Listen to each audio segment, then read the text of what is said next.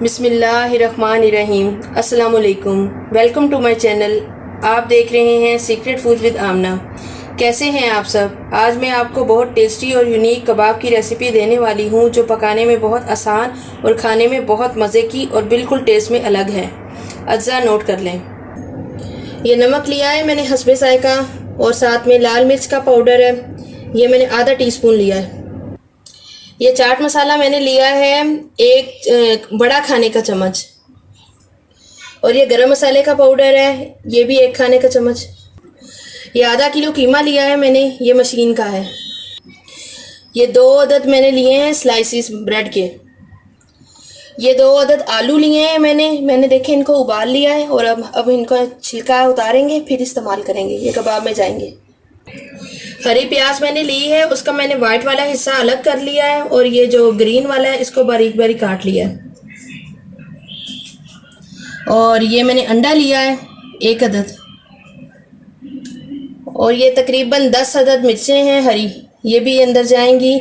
अगर आपको कम मसाला पसंद है, आप मसाला जो है ना अपने टेस्ट के हिसाब से डालिएगा और अपने कीमे के लिहाज से डालिएगा। जितना अगर कम कीमा ले रहे हैं तो उसके हिसाब से आपने मसाले भी कम करने हैं।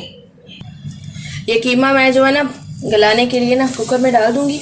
अगर आप लोग कुकर यूज़ नहीं करते तो आप देसी कीमा डाल के गला लें। ये 1 गिलास भर के इसमें पानी का जाएगा, आधा गिलास और जाएगा।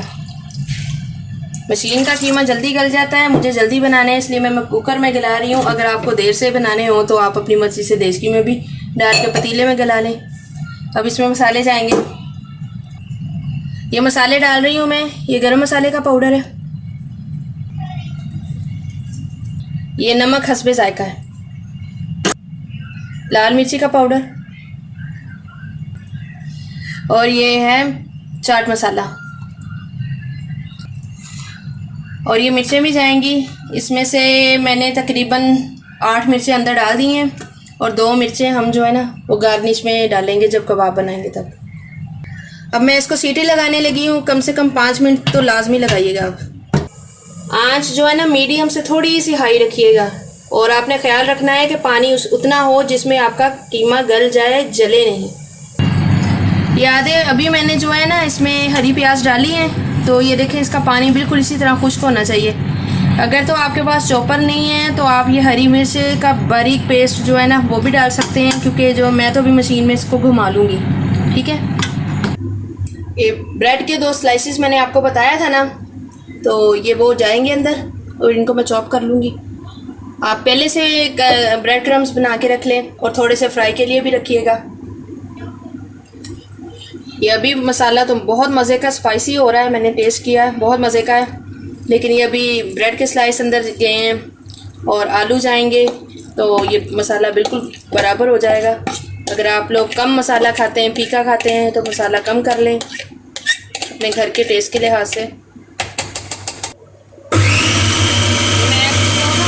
मैंने इसको ना चॉप करना है, और बिल्कुल जो है ना कीमे को ना इसके साथ जो है ना हल कर देना है, ये जो मैंने डाले हैं स्लाइसिस। ठीक है। अब इसको दोबारा चॉप करूँगी मैंने आपको बताना था इसलिए मशीन रोकी थी मैंने। ये देखें बिल्कुल जो है ना इसके साथ जो है ना चॉपर के साथ हो गया है ये स्लाइस, पता भी नहीं चल रहा कि आपने इसमें ब्रेड डाली है। अब इसमें हम आलू शामिल करेंगे। पहले इसको निकाल लूँगी मैं, फिर आलू आपके सामने शामिल करती हूँ।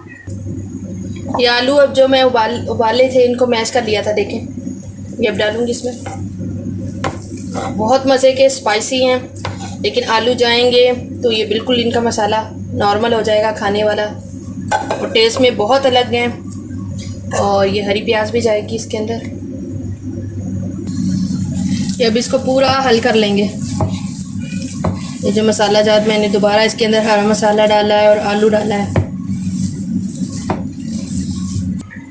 व्यूअर्स देखें मैंने ना ये बिल्कुल हल कर लिया है, लेकिन अभी भी इसकी बाइंडिंग में ना थोड़ा सा मसला है, तो इसको हम 10 मिनट के लिए ठंडा होने के लिए फ्रिज में रखेंगे।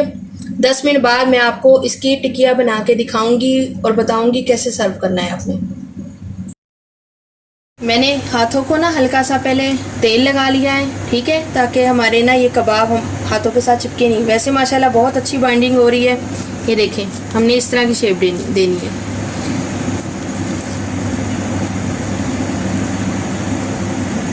ये देखें, ये शेप में भी बिल्कुल अलग है और इनका नाम भी बहुत अलग है। ये जर्मन कबाब हैं और बहुत मज़े के टेस्टी हैं। इनको आप दावतों में बनाएं, अपने लंच में बनाएं, डिनर में बनाएं, बच्चों को स्कूल के लिए दें। ये बहुत ज़बरदस्त रेसिपी है और प्लीज़ इसको ट्राई करिएगा और मुझे बताइएगा कि आपको कैसी लगती है। मैं आपको ना 5-6 बना के ना फिर मैं आपको तलने का तरीका बताती हूँ। ये कबाब आप देख सकते हैं, मैंने ये तैयार कर लिए हैं। अब हमने इनको सबसे पहले अंडा लगाना है। जब आप उठाएंगे कबाब, आपने एक दफ़ा फिर इसकी ना शेप को ठीक कर लेना है। आपको जौन सी शेप पसंद है आप वही शेप दे दें। मुझे ये पसंद है, मैंने ये दी है। इसको अंडा लगा लें,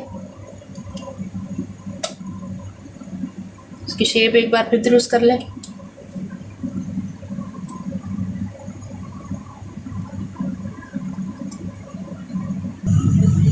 जब तेल हल्का सा हम डालेंगे, कम से कम ये 3 चम्मच तेल है, देख ऐसे, क्योंकि हमने इसको डीप फ्राई नहीं करना, हमने इसको हल्के तेल में शैलो फ्राई करना है। तो इस तरह मैंने देखे कबाब बना के रख लिए हैं।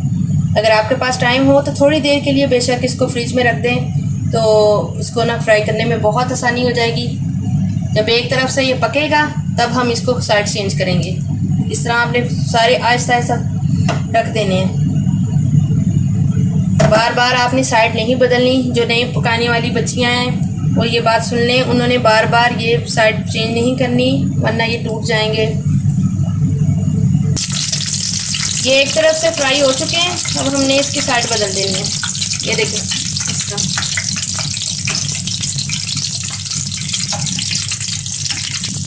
बहुत ज़बरदस्त फ्राई हो रहे हैं माशाल्लाह से।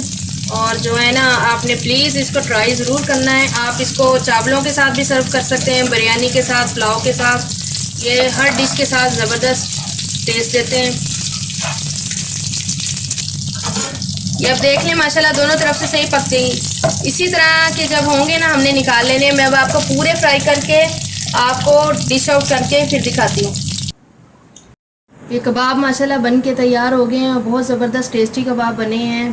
प्लीज़ आप जो है ना मेरे कबाब को ट्राई करिएगा, घर में बनाइएगा और देखिएगा कि कितने ज़बरदस्त बनते हैं। और मेरे चैनल को नए आने वाले व्यूवर्स सब्सक्राइब कर दें और कमेंट करके बताएं कि आपको कैसे लगे। और अपना ख्याल रखिएगा। अल्लाह हाफिज़।